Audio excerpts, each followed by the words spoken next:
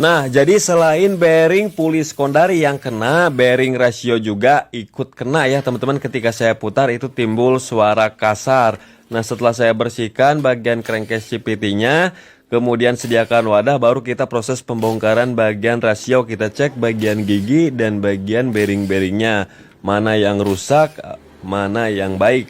Kita buka saja menggunakan kunci L5. Sediakan wadah di bawah supaya olinya tidak lambereh kemana mandi. Kemudian untuk proses pelepasannya ini harus sabar ya, jangan dipaksa, digoyang-goyang aja dulu seperti ini. Apabila perlu tinggal kita sediakan congkelan. Nah, dan hati-hati cara nyongkelnya, jangan sampai crankcase-nya retak juga ya. Jadi perlahan aja, jadi jangan pakai tenaga. Nah, oke, ini udah terlepas. Nah, dan ini ring besar ya, ring cembung di bagian dalam. Kemudian kita cek kondisi di bagian bearing. Nah, biasanya di bearing ini nih yang kena. Kalau bearing roda kan itu jarang. Soalnya dia yang paling belakang. Kalau bearing roda kena nanti kelihatan oblak gitu ya. Nah, ini bagian ring-ringnya masih utuh ya, ada semua ring-ringannya. Dan ini pun sudah pernah dibongkar nih, soalnya udah kelihatan dari packingnya itu berbeda. Nah, sedikit ngosrang di bagian bearing puli yang depan ini, ada sedikit ngesrang ya. Jadi suaranya itu sedikit nyaring. Nah, di sini juga saya putar-putar, di sini ada sedikit kresek-kresek teman-teman. Ada sedikit nyaring juga. Jadi wajib kita ganti supaya suaranya halus ya. Nah, kemudian yang ini kita buka dulu ya menggunakan kunci 8 dan ada ringnya. Kemudian sediakan as ya. As kita masukkan ke sini nih biar aman, ketika dipukul itu tidak merusak. Nah, udah terlepas ya teman-teman. Kemudian kita sediakan tang snap ring, kita buka tang snap ringnya.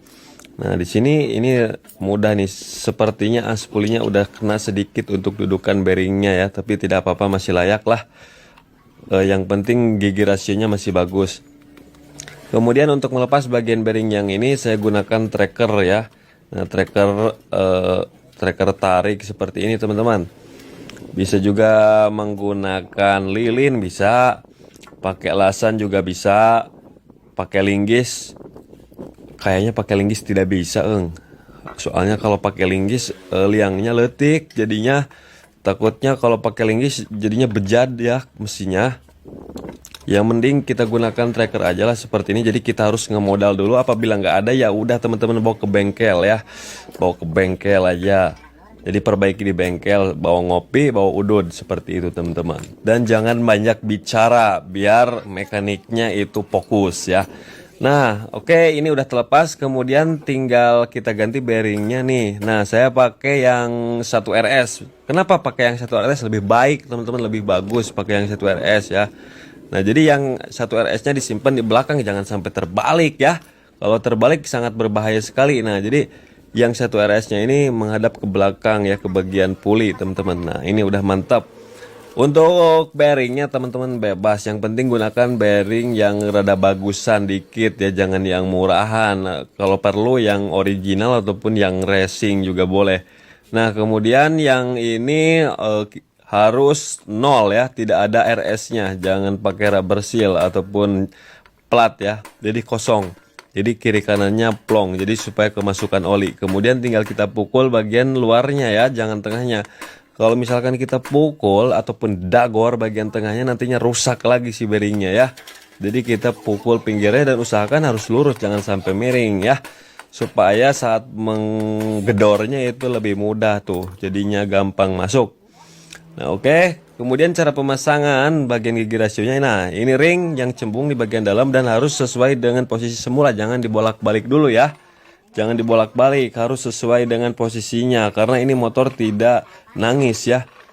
Nah, kalau misalkan terbalik bisa jadi nangis seperti itu teman-teman. Nah, kalau cara yang ini salah nih, jangan sampai seperti ini cara salah dulu ya, saya praktekkan. Nah, jadi yang benar seperti ini, yang cembung di dalam. Nah, kita masukkan seperti itu teman-teman. Kemudian untuk cara perakitannya, kita pasangkan dulu gigi counter ataupun counter subnya dulu ya. Setelah itu pasang ring cembung yang kerucutnya di dalam ya. Kemudian pasang gigi final driven.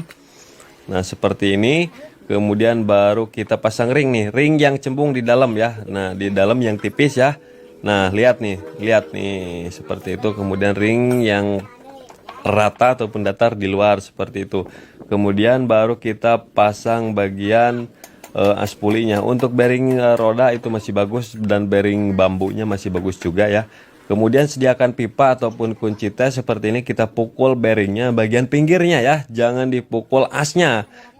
Nantinya rusak sama aja ya, harus dipukul pinggirnya seperti ini sampai masuk. Setelah masuk seperti ini, tinggal kita pasang ring dan baut ya, kencangkan langsung menggunakan kunci 8 secukupnya saja, nggak perlu kekencangan, nantinya selek teman-teman. Nah, kita putar, ini lancar, tidak ada suara ngesrang lagi ya. Kemudian perhatikan ada 2 buah pin dowel ya, atas dan bawah. Nah, di atas 1 pin dowelnya, di bawah 1 pasang pakinya yang baru, jangan dikasih lem kayak tadi ya. Kalau dikasih lem itu suka ribet, jangan dikasih lem ya, gak perlu dikasih lem. Kemudian langsung kita pasang sambil kita putar-putar asnya, baru kita bisa mendorongnya. Nah, udah masuk, perhatikan bautnya ada yang beda 1, 2 ya, ada yang lebih panjang itu di bagian pin dowel ataupun di bagian bos, yang lainnya itu pada pendek-pendek. Kemudian tinggal kita kencangkan saja langsung ya teman-teman. Kencangkannya manual aja ya. Kalau pakai impact itu jangan langsung kencang. Yang penting jadi masuk dulu. Nanti proses pengencangannya manual. Ataupun pakai kunci torsi teman-teman ya. Nah, setelah masuk semua tinggal kita torsi pakai piling, pakai tangan ya. Kencangkan secara rata dan menyilang seperti ini sampai permukaan benar-benar rata, tidak ada yang terganjal seperti itu, biar tidak terjadi kebocoran. Kita langsung masukkan olinya ya teman-teman, dari atas masukinya ya. Kalau motor Honda dari pinggir seperti itu teman-teman. Nah, oke, udah masuk, tinggal kita cek. Coba dengerin ini. Suaranya sama 100% dari video pertama dan video terakhir, beda kan suaranya. Nah, jadi seperti itulah teman-teman tutorialnya ya. Mudah-mudahan video ini